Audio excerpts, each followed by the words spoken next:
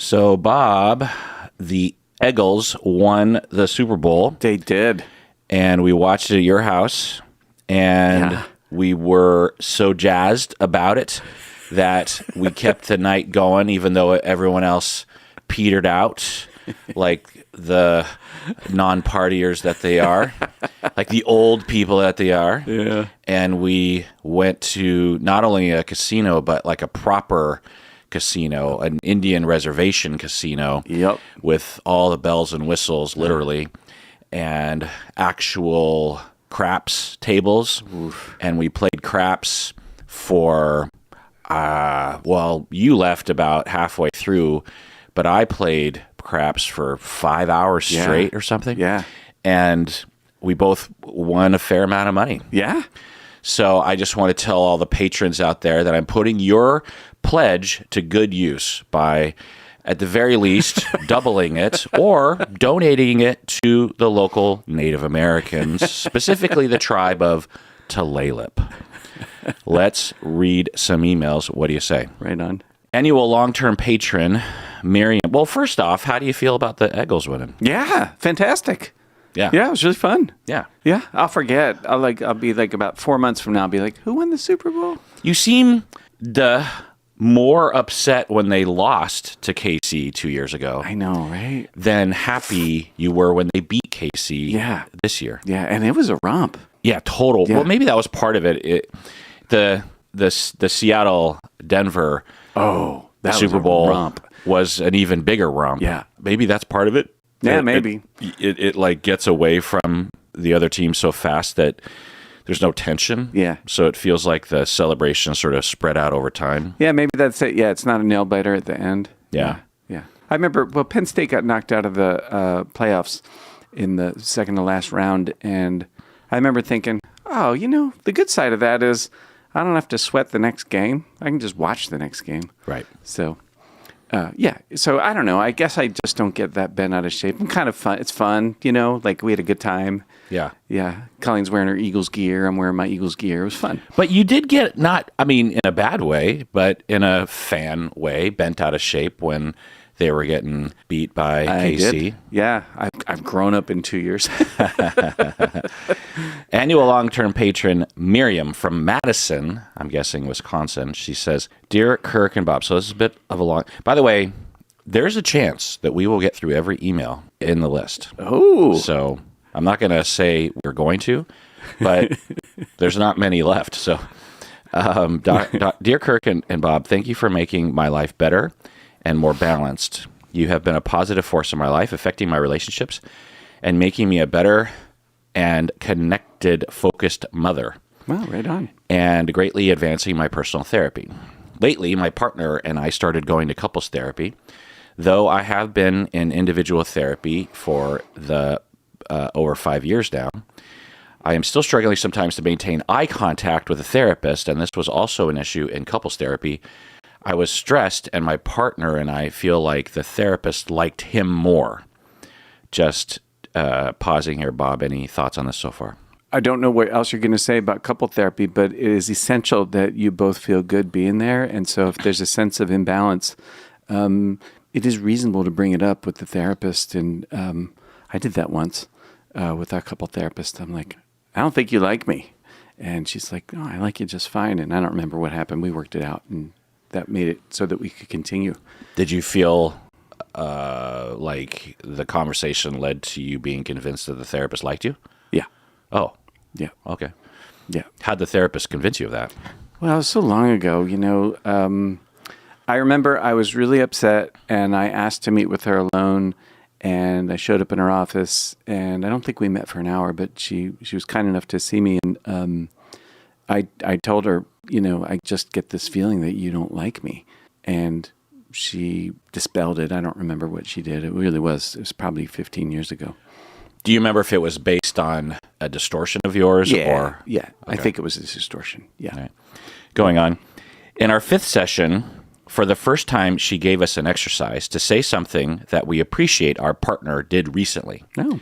Just chiming in here. That sounds like a fairly easy task, but I have asked clients, couples to do this, and for some, it is basically impossible. Damn. Which is interesting. Yeah, very. Going on. My partner did it. We talked about it a bit, and then it was my turn.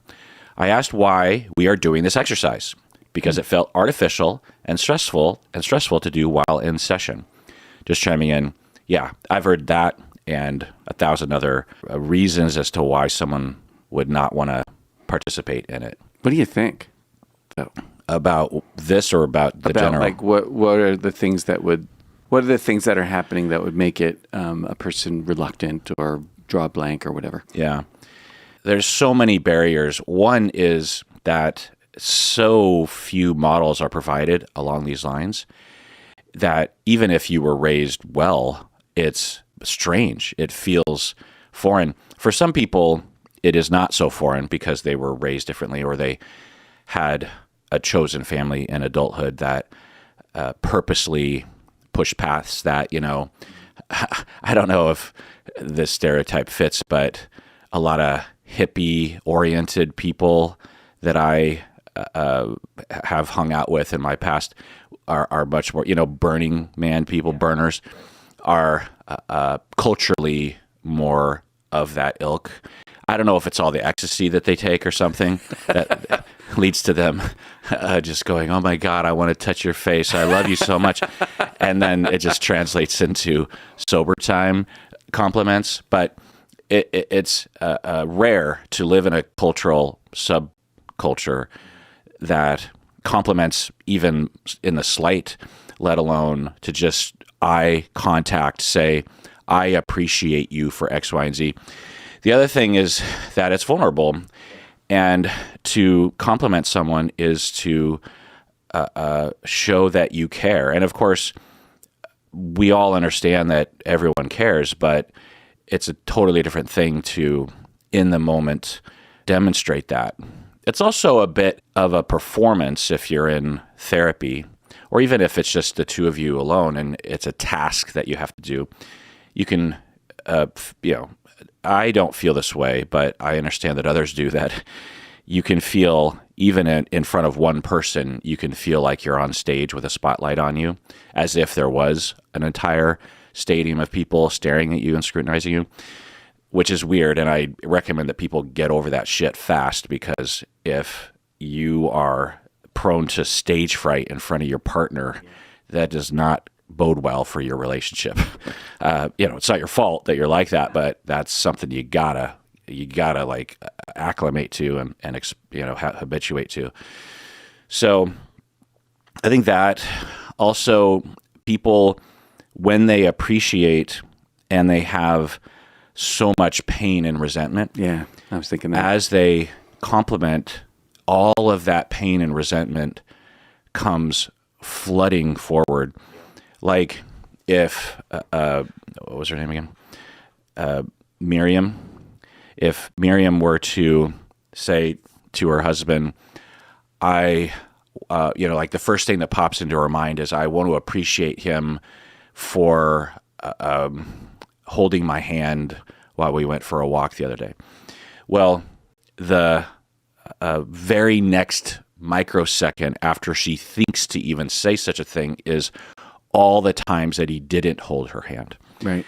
And the pain overwhelms any sort of positivity. And so people, when they open that Pandora's box, even though some positive things are seen, a flood of negative things. And so they get overwhelmed. And so when I see that in clients, I will go after that. Yeah. And say, let's let whatever's in the box, let's look at it and air it out. And then once that's over, then you can start to compliment. Or just say both. Say, well, I appreciate you for holding my hand. And by the way, I don't like it that you don't hold my hand sometimes. It's an interim kind of step or something. But there are others, like just the problem-focused way that some people do, and maybe everyone does, or at least Americans do, I don't know, that we're not trained, or it's not, you don't go online to talk about how good the world is, or about how smart politicians are, or about how wise celebrities are or something. It's a very negative, problem-focused culture. And so when people brainstorm in their mind of positive appreciations that they can tell their partner, it's literally like lack of neurons, and connections. They just don't have the ability. It's similar to when I will ask my trainees to take out a piece of paper and write 5 good things, or even 3 good things about a client that they're thinking of. So think of a client, maybe think of like a moderate to severe difficult client, and identify 3 things that are like genuinely positive and are strengths of theirs and kind of unique to them. Mm-hmm. A lot of times, some people are good at it, but a lot of people aren't. I wasn't good at this before I started doing it more habitually.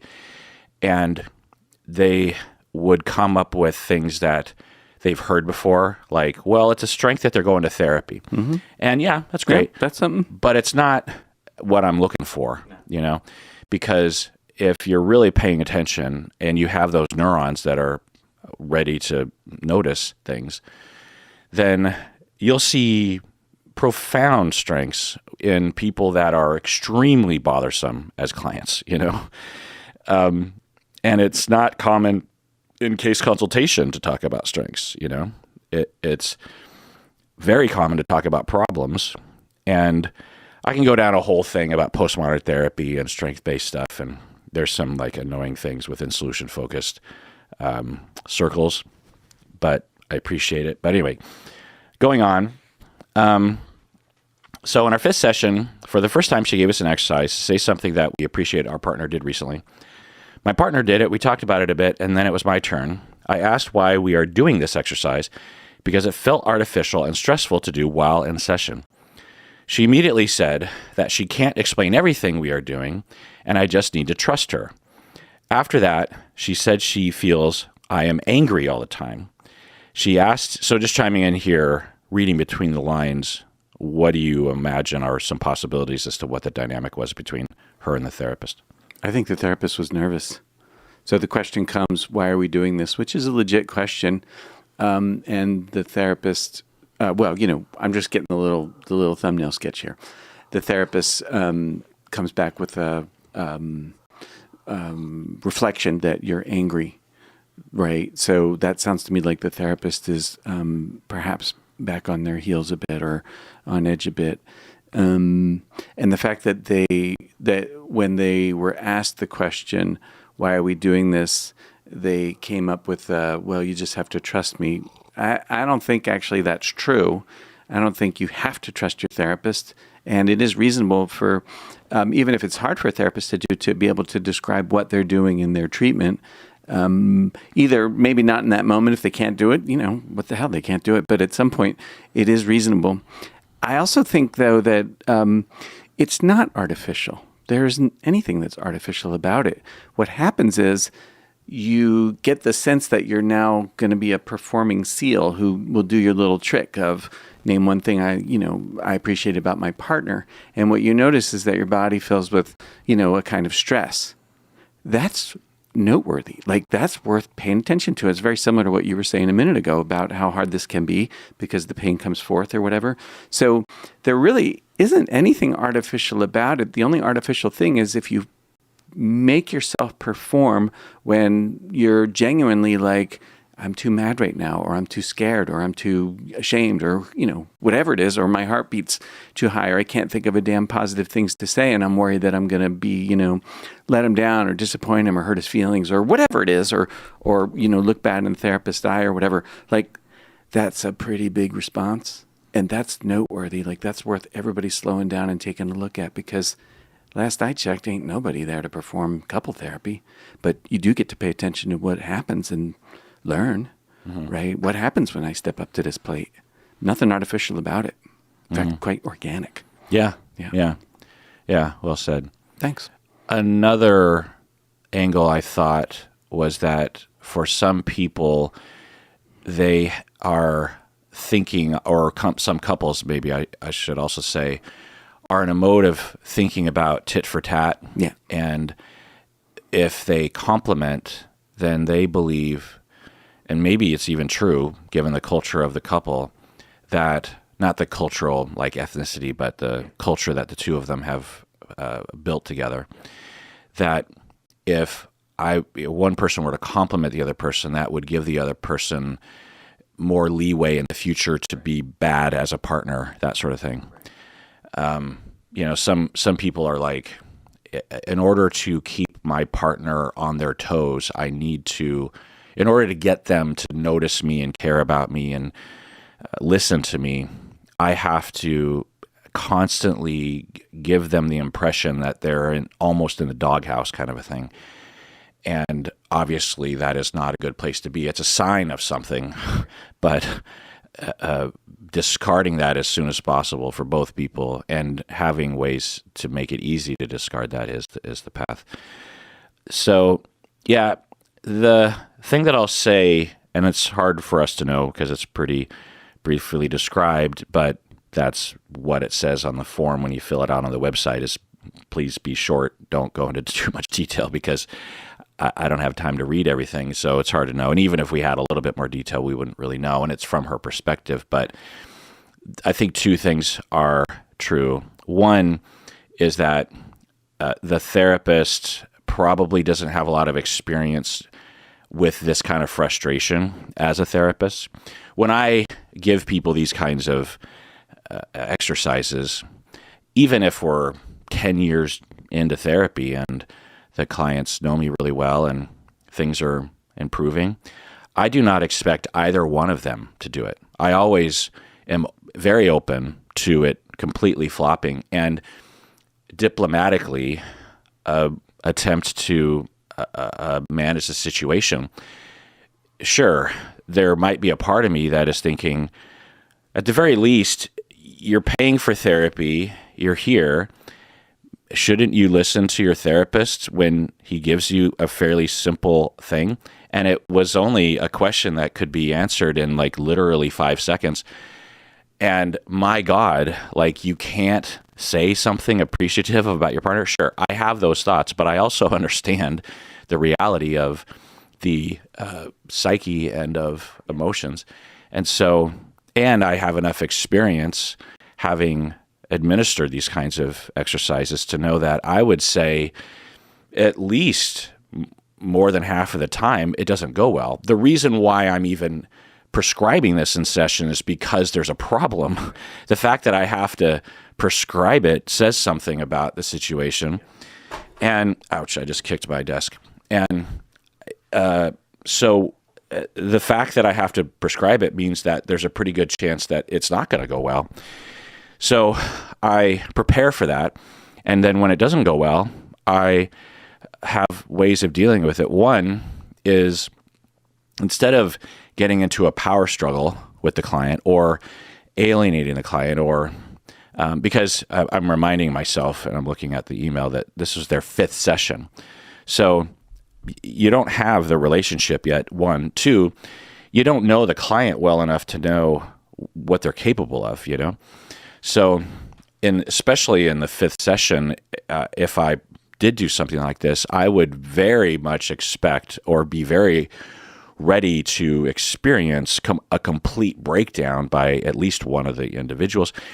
And I would use it as an assessment, one. Two, if I felt bad for the partner, because that's one of the things that can happen, which would be normal and human, is, well, he did it well.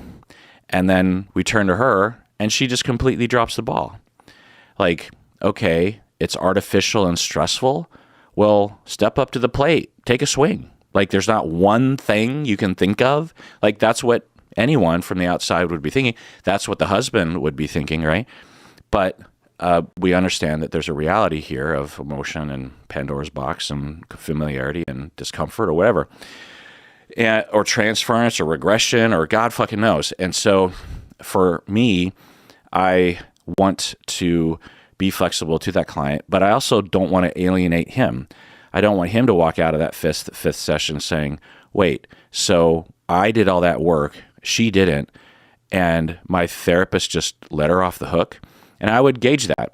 I'm guessing, though, that the husband, although might be hurt, would know that I guess I would be trying to communicate to the husband in some overt or subtle way that I saw that disparity.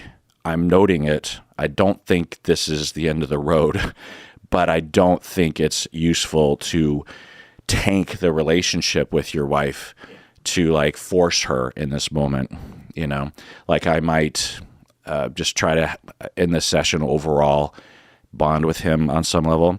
Or I might just say, as she says this, I might say something like, okay, yeah, it is artificial. And I do that all the time because these kind of exercises are always really goofy. It no matter what, even for people that are gung-ho about this sort of stuff, it is, it is artificial.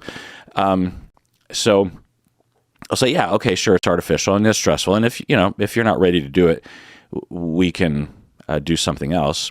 Or I might ask, is there something other? Is there a different positive? Because, what I'm looking for, and I would describe, I don't know what this therapist was doing it for, but I would imagine I would be thinking what I'm doing this for is to try to, one, just assess if you can do this.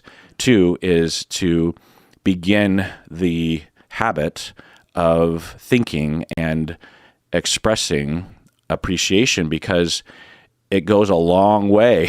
And there's probably a lot of things that you two appreciate about each other, but don't tell each other for whatever reason, because it's not typical, or your parents didn't do it or something. And that can really get you through a lot of conflicts in the future if you have that goodwill. Whereas if you just silently appreciate, then, it doesn't build that goodwill, and your partner might not even know you give a shit.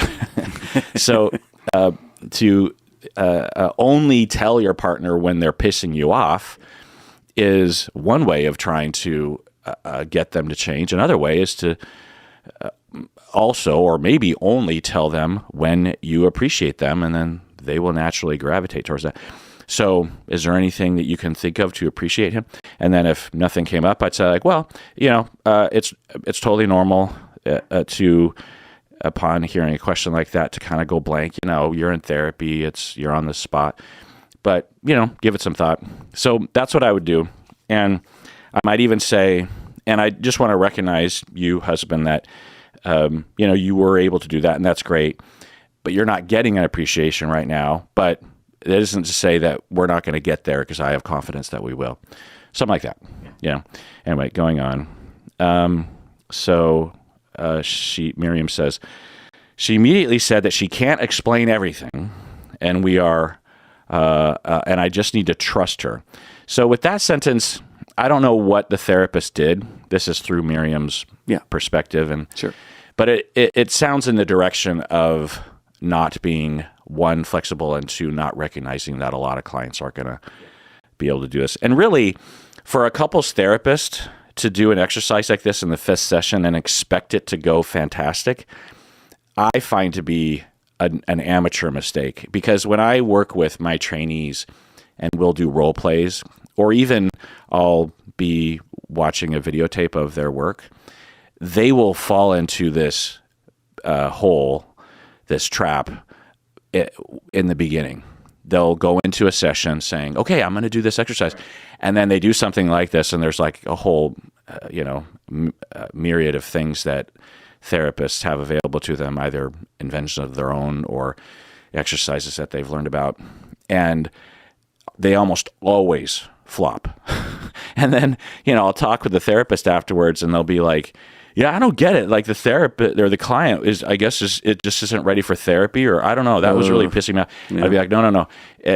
When you imagined that exercise, or you even did it with your own spouse when you're at home, or you saw Sue Johnson do it in a demonstration video, it went well, but it almost never goes well. And that's just built into the process. It doesn't mean that you don't do it. It just means that you don't expect it to go very well. So otherwise, if it did go well, that might mean they didn't need to be in therapy in the first place, depending. So anyway, so it kind of sounds like the therapist was falling into that trap. I don't know. Maybe. then Miriam says, after she said that she feels that I'm angry all the time. So looking at that, it's hard to know what the therapist was saying, but at least from Miriam's perspective, it sounds like a power struggle. It sounds like the therapist was having some countertransference and was digging in and didn't have a way to pull out. Regardless of what happened, maybe if we watched the therapy session, we would understand the therapist's actions here. But you can't go faster than the client is able to go. So even if it is a viable way of observing that Miriam is, let's say Miriam is angry all the time and is being a jerk face in session. Session 5, and this is the way you approach it. You're angry all the time. Like it's, it has a built-in criticism. Well, it is critical, but it's also a rupture that is extremely likely to result in termination of therapy by the client or the therapist. And there's no good in that. In fact, the husband, even if the husband agrees, in all likelihood, he's like, stop it, therapist. Like, take your time with my spouse. Like, you're not doing us any good by causing a rupture that's causing her never wanting to come back. Anyway, she asked if I'm an angry person. She said that it is a problem that I don't make a lot of eye contact. She said she feels threatened by me during our sessions. She really came out of nowhere and by the way, I want to say that Miriam might not be viably interpreted this way.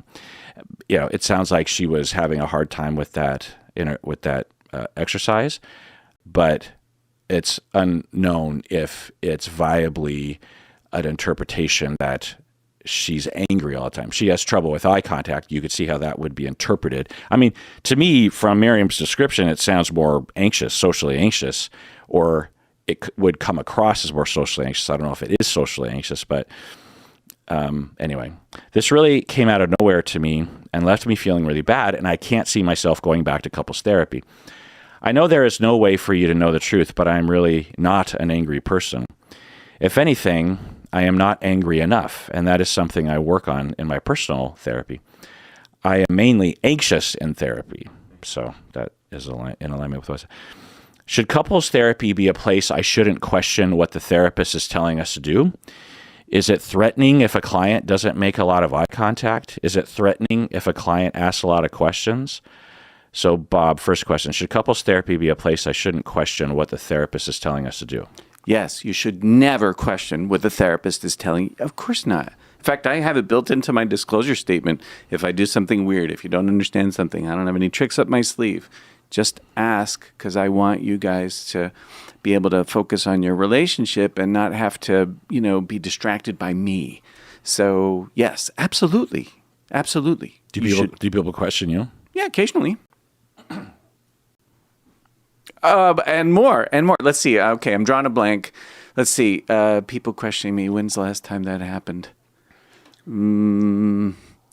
Well, most recently, there was a couple that came to see me, and we just did one meeting, and I asked them about their goals, and one of them had a goal of preserving the relationship, and the other one had a goal of trying to see if that's even something they wanted to do.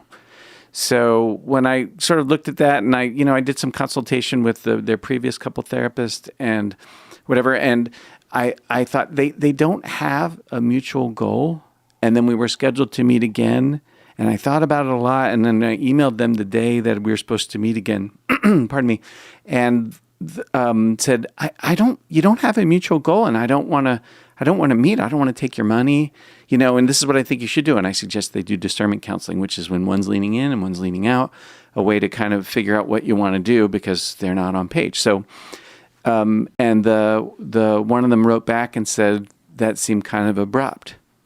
And I said, yeah, I agree with you. Your suggestion was abrupt? Because it was day of. Like, I'd seen them like on a Tuesday, and then the following Tuesday they were going to come back. And that morning I was, I'd been thinking about it all week, and but I emailed them that morning because I just finally concluded. They thought it was abrupt as they interpreted your recommendation of discernment counseling with a different counselor, Yeah.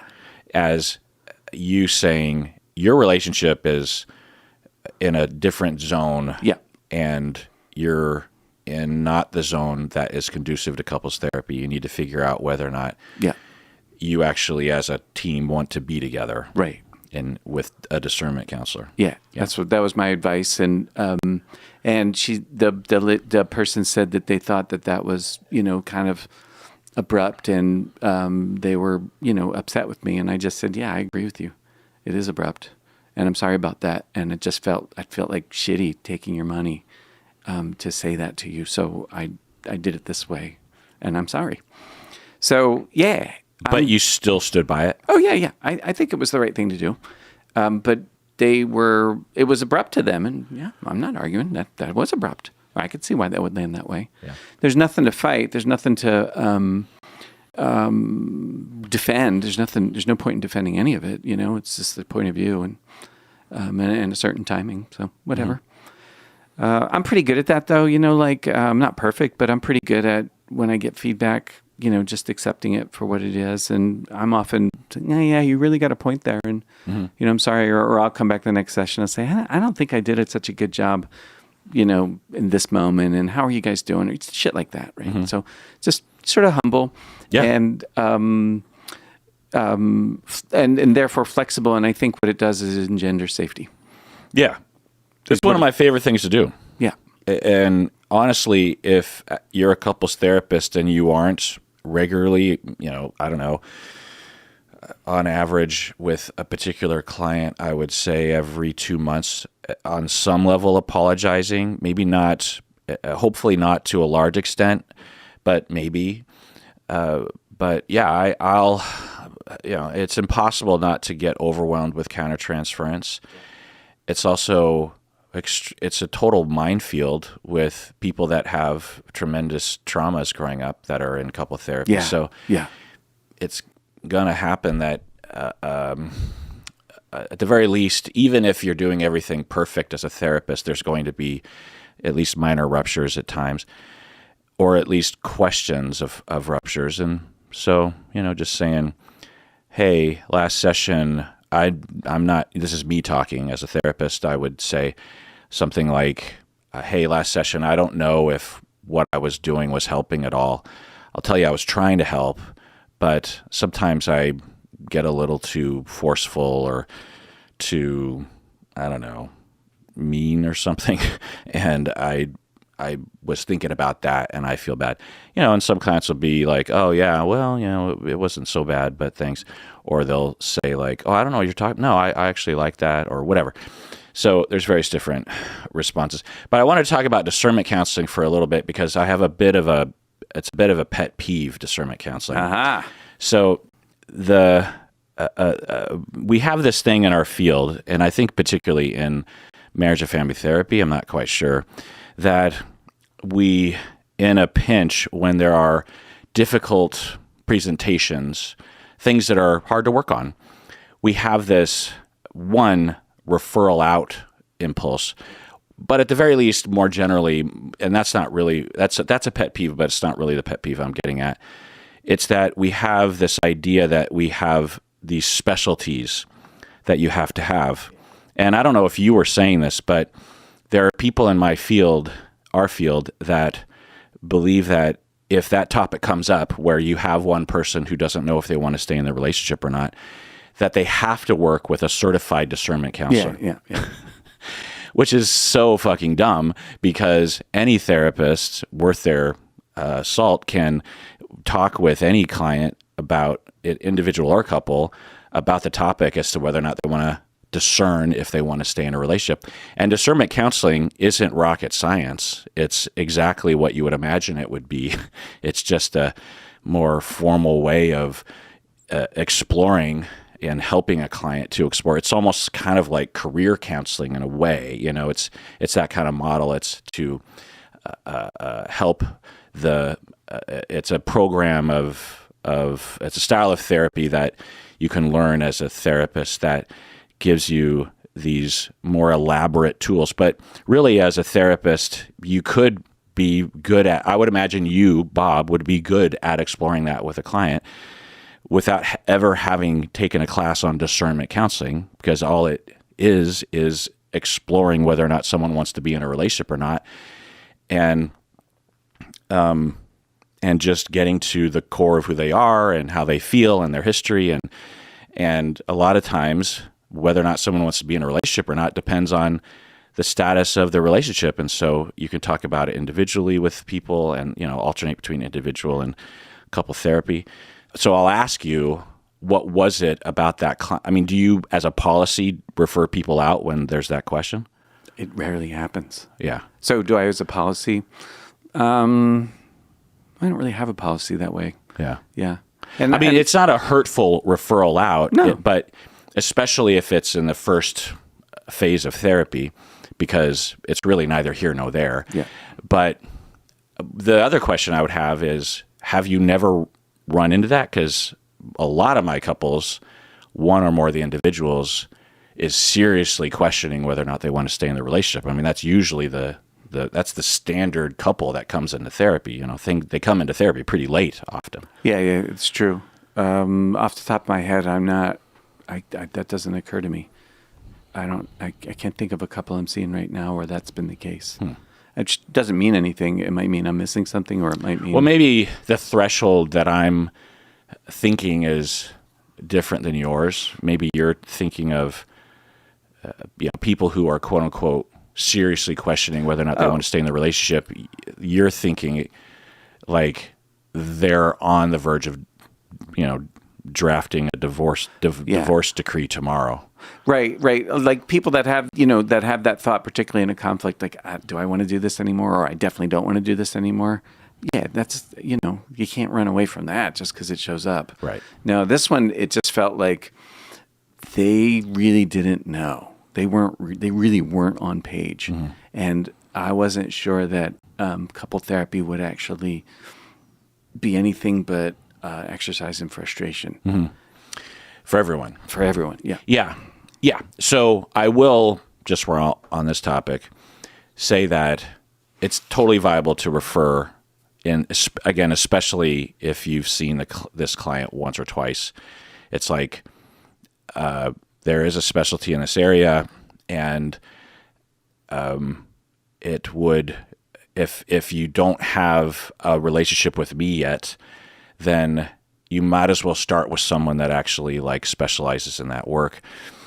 So referring out in that scenario, but 6 months down the line, I wouldn't. Maybe as an added style of therapy, but I wouldn't recommend. Depending, but anyway, but yeah, one of the things that I learned to ask was, what percentage are you? I'd be asking the client. Invested in this relationship, or what percentage of you wants to be in this relationship, or what percentage of you wants to be with your partner with some slight improvements, but not major, for the rest of your life. What percentage of you would say yes to that? And I will be surprised by that. I'll predict that some people will be at 10% and they'll tell me 90, and I'll think they're 90 and they'll say 10.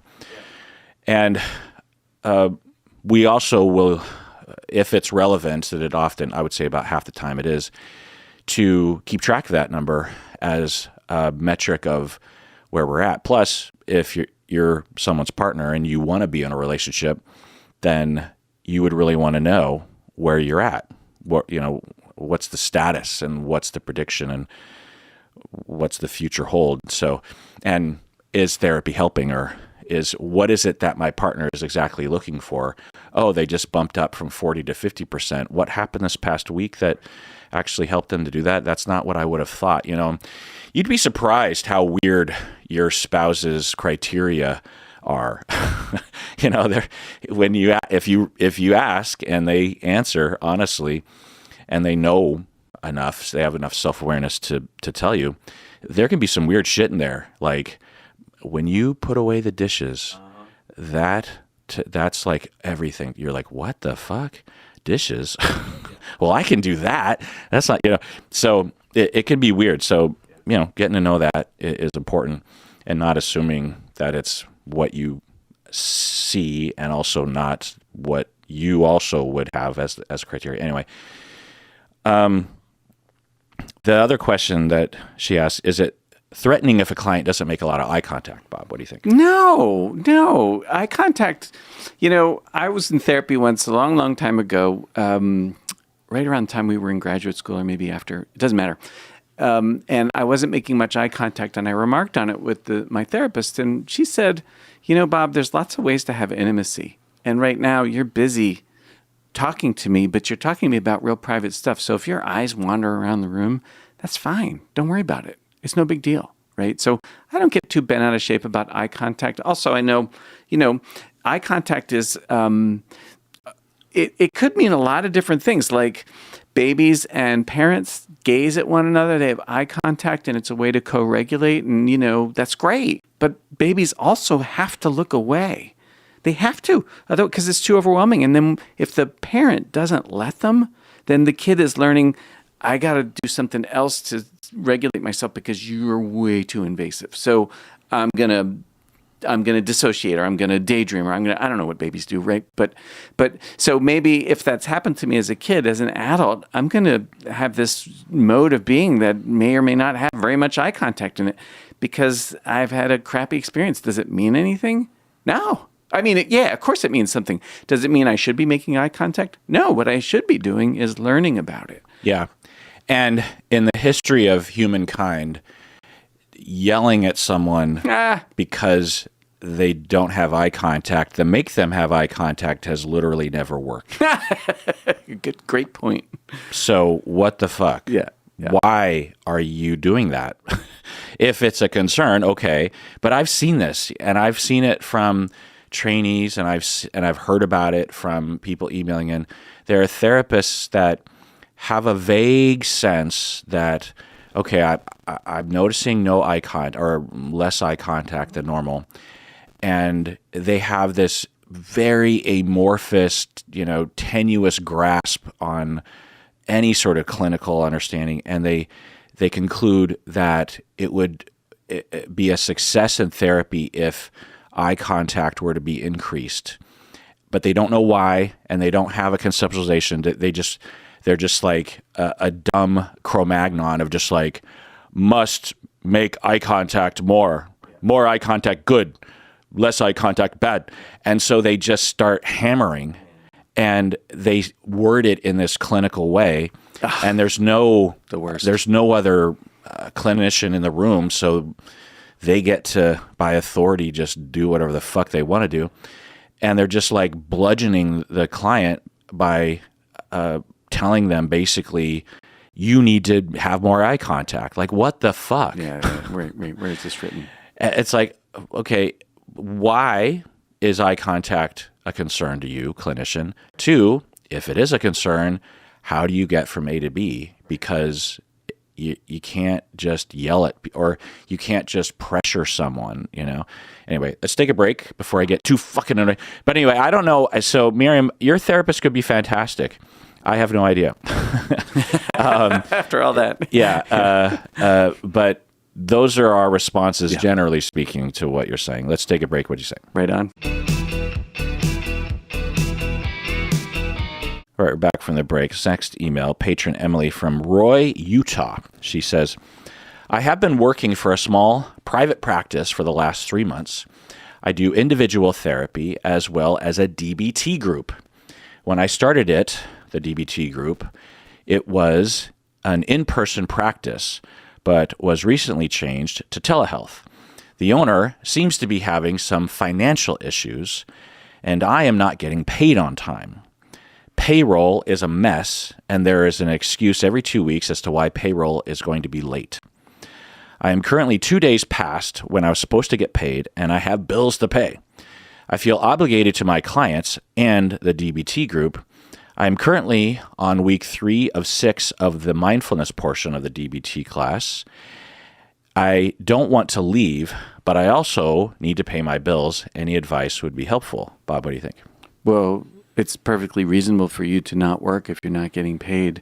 And I get that you have a commitment to your clients, but in the long run, what's the message? Oh, I'll work for free. as long as you want to, drag your feet about paying me, you've got a reliable employee. No, that's just stupid. Sorry. Yeah. I don't know if it's stupid. It is, it's not reasonable. You're not stupid. The situation Yeah. imposed on you is stupid. Yeah, it is. It is. And so, I think at some point you got to ask yourself, what am I doing here? Like, is this working? Do I want to take this on myself? That's actually how I started in teaching my DBT classes. The clinic that hired me to do it said after one go around with the thing, we'll rent you a clinician, you assume all financial responsibility, and it's all yours. And I'm like, well, why would I want to rent a clinician from you? Why don't I just get a business partner, which is what I ended up doing, and started it and just ran it on my own. I don't see any reason you couldn't do that. Why not? Steal the clients, yeah. Yeah. Yeah. Well, I mean, that's actually, essentially what you're saying. Well, none of those clients, Which is fine. yeah, it is. I mean, If the other business owner is neglectful and is basically threatening these participants with no DBT class, whereas you can provide a DBT class by scalping all these people, then ethically you're actually in the right, Yeah, well, right. You're not allowed to abandon your clients is one of the principles. Right. Well, So let me talk about that because in some situations you have to abandon your clients. Yeah, of course you do. Because you're at a job and you're getting paid anyway. So yeah, in terms of the business side, here's what I would do. And I'm not a lawyer, but it has to do with the law and labor rights and also covering your ass regarding lawsuits. But so I would talk with a lawyer first, but my, what I would be considering doing is that I would draft a letter and snail mail it and email it to the business owner with the following information of, I'm concerned about the lack of the pay. And just a side note on that, financial issues, I don't understand. If you're charging the DBT participants, then certainly the pay to the clinician running the group is less than the overall fee. Otherwise, why would you be doing it, right? And I mean, well, maybe that's the issue. Maybe there's not enough participants in the group. I don't know.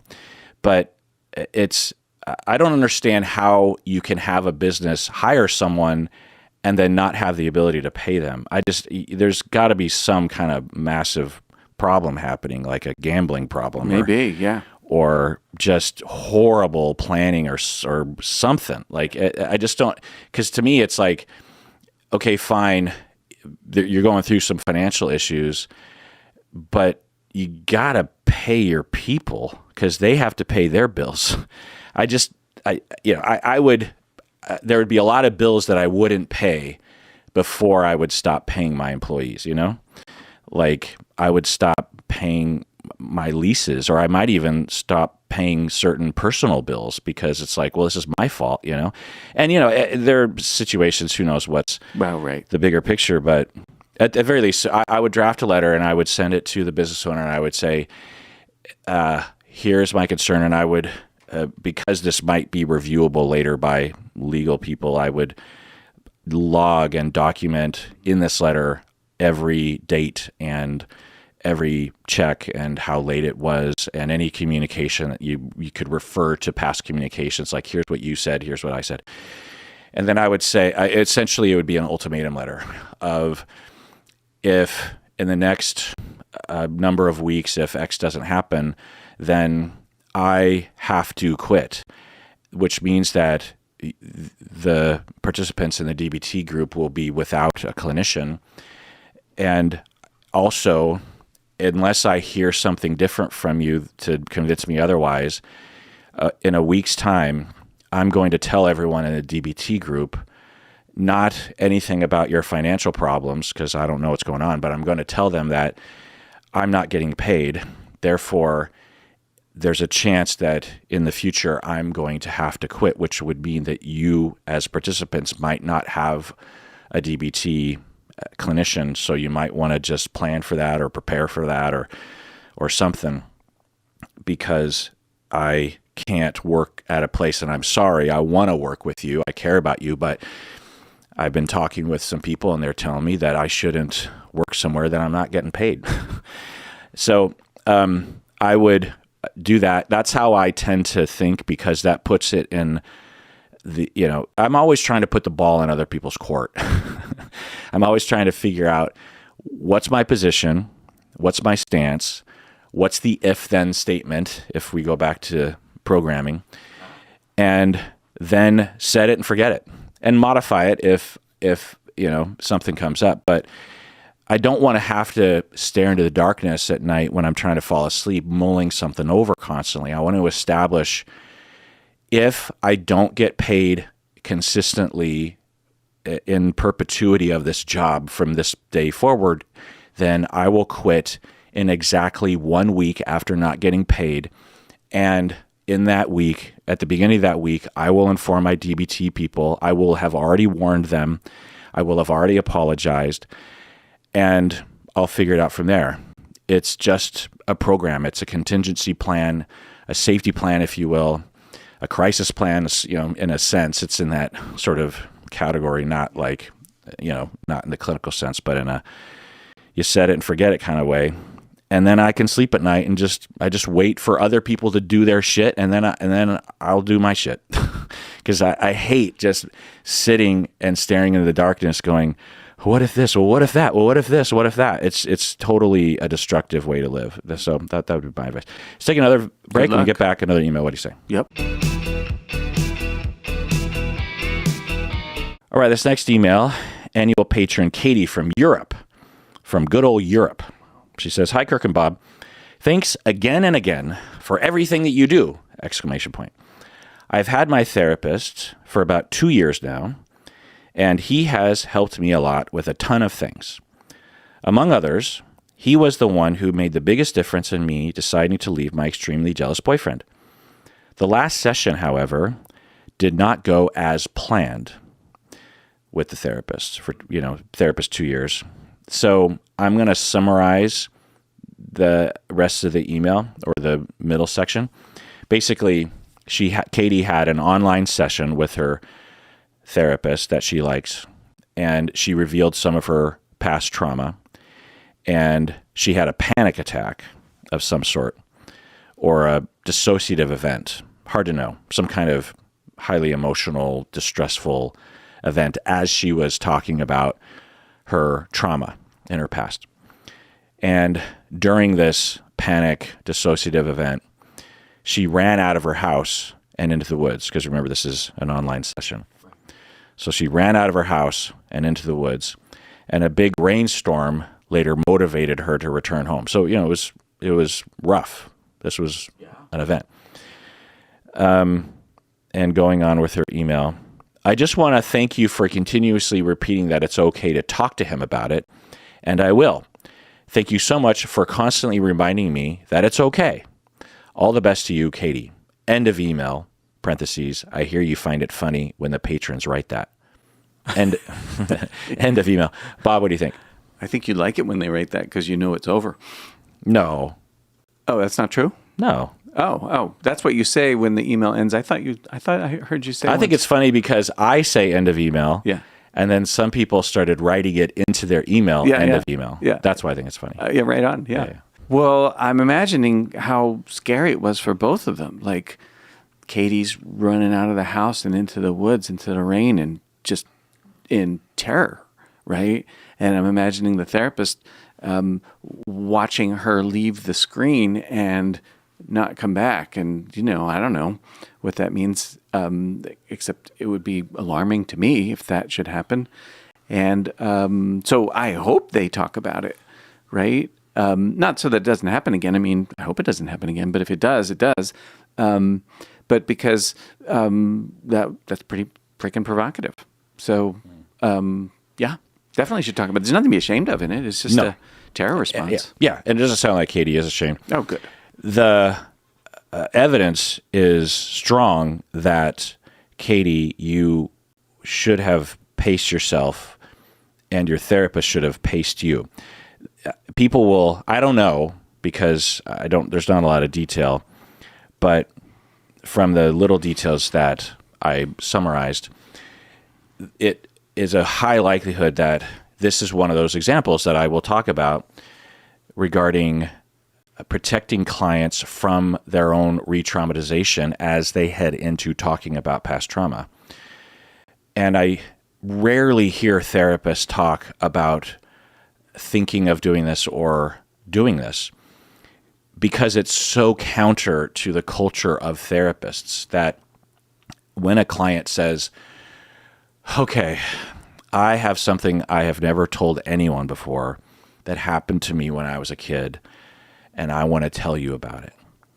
I don't know a single therapist, aside from me and maybe a handful of therapists that I read regarding research, cutting edge research, who will stop the client in their tracks and say, okay, I want to hear that, and I'm so happy that you trust me with that. And the thing about trauma is that there's a chance, and I can't know, and it's kind of hard to assess, but we want to be careful. There's a chance that as you head into this story and tell me about it, that you will actually cause more harm than good.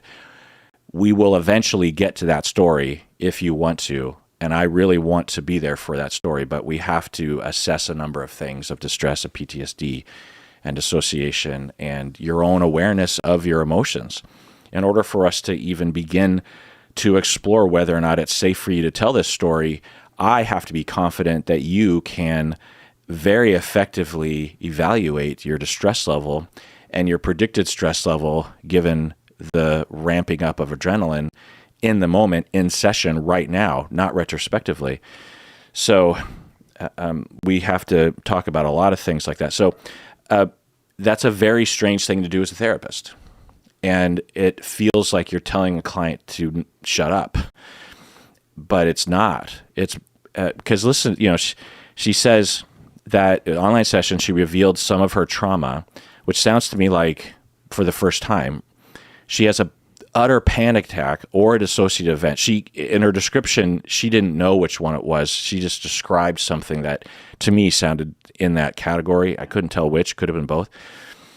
And in the middle of session, runs out of her house into the woods and wants to stay there, but a rainstorm forces her back into her house. She might still be out there if the rainstorm hadn't come. It's exaggeratory, but this is not just a minor level of distress. This is a massive adrenaline dump because of re-traumatization. And how in the world is a client supposed to know that this could happen? Clinicians need to know and account for this. The therapist should have said as they were heading, because you can tell when a client is about to say something or they're heading into that story. If it's for the first time and you have no prior conversation about emotional regulation and monitoring and distress level and affecting one's distress level in session, if you have no prior knowledge as a client or as a therapist as to how susceptible someone is to a dissociative panic event, then it's very important that you put the brakes on. Now, 9 times out of 10, it's safe to move forward, but how do you know? And do you want to roll those dice? And I have found that when you do it right as a therapist, clients not only are cool with it, but are just like, whoa, you know what the fuck you're doing. Every other therapist I've talked to didn't seem to know any of that shit. That's impressive. I feel even more safe now. Thank you. And maybe right after that, we do a little, sometimes I can do a little quick assessment around this and determine in 5 or 10 minutes that it is safe to move forward in all likelihood. Like I might hear that they say, well, when I think about telling you this story, I don't think I'm going to feel any distress. Okay. I might ask, have you ever had any spikes in distress as you are triggered to think about? They might say something like, well, when I've been reminded of it, it's not comfortable, but I wouldn't say that it's like a massive spike in distress and anxiety. Okay. And then they might say, and I did tell a lot of this to a friend like 5 years ago. And then I'll say, okay, what happened for you emotionally when you're telling, well, I cried a bit, and I might ask, did you have any sort of panic or any kind of dissociation or any kind of massive adrenaline surge and of distress and safety concerns? And they would say, no, but it was hard to talk about. So that tells me that it's not PTSD, or at least in all likelihood it's not. And I say, okay, well, go ahead and let's head into the story, and I'll ask you as we go how you're feeling internally. And so the assessment of whether or not someone should or can head into this trauma narrative can be very brief if I hear the right things, but it also can be quite long if I don't hear the right things. And I think the assessment and the treatment building up to the initiation of a trauma narrative is helpful for anyone. Because let's say it's not really needed. Let's say I do all that work and then they tell their story and it turns out they have no PTSD around it. And we did all that work, and maybe it's 5 sessions. Well, all that work is helpful for anyone, especially people that are coming into therapy for those kinds of things. But anyway, well, that does it for that episode, Bob. Oh. Everyone out there, please take care of yourself because you deserve it.